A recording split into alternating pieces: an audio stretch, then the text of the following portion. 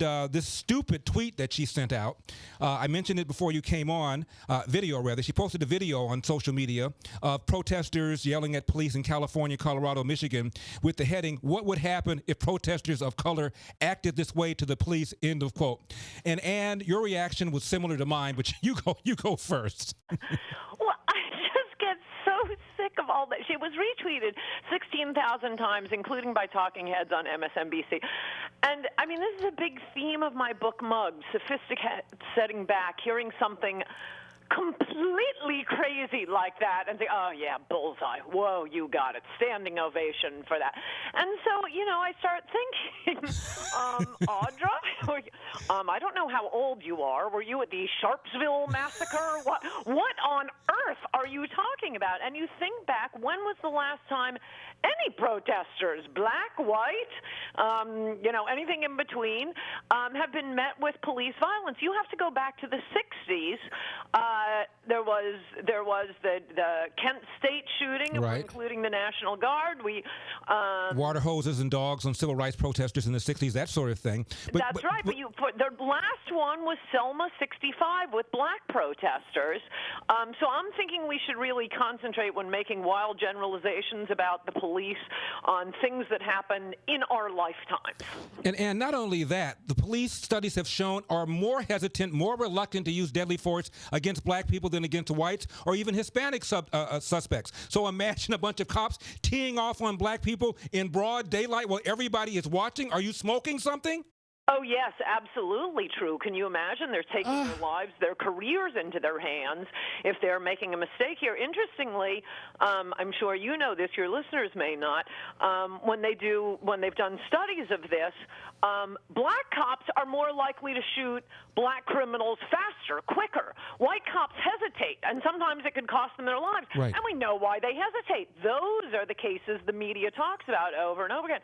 And, you know, that's the point at the end of my column, that all this constant agitation about white privilege and police brutality and systemic racism, it has real-world consequences, as when, I mean, I'm describing the Ferguson riots and other Black Lives Matters riots, where the police would stand mutely as they're having rocks thrown at them, obscenities screamed at their police cars are being set on fire, and they're just standing there unless they see a crime actually being committed in front of them, sometimes not even then. Right. And that same year, you had Black Lives Matter inspired activists, angry black men shoot 2 cops in New York, 3 dead, assassinate 3 in Baton Rouge, right, and of course the famous shooting of 14 cops, 5 ended up dead in Dallas. But the media don't care. They don't care at all. It's more the media and the sophisticates that I'm just so angry with. I'm telling you, the Red Chinese have nothing on our universities and our media in terms of propaganda. They just say it over and over and over again, and every idiot college kid, they ought to graduate with degrees in identity politics.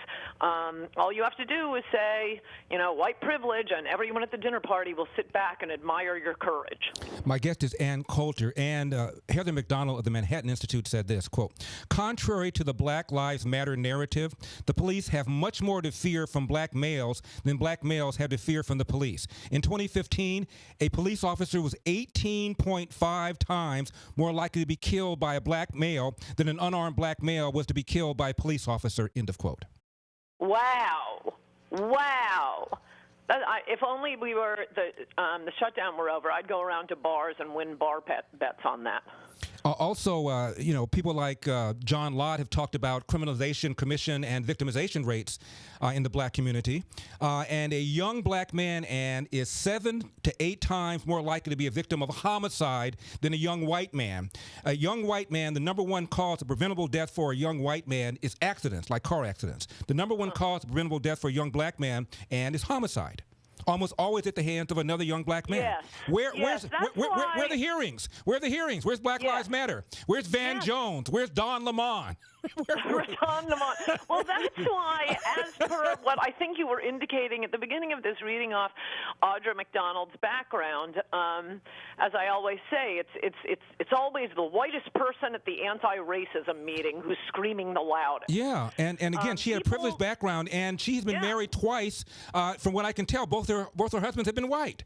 Yes. And Yes. where's the adverse reaction to her and her career? Where is it? Where's the racism she's experienced? Give it to me.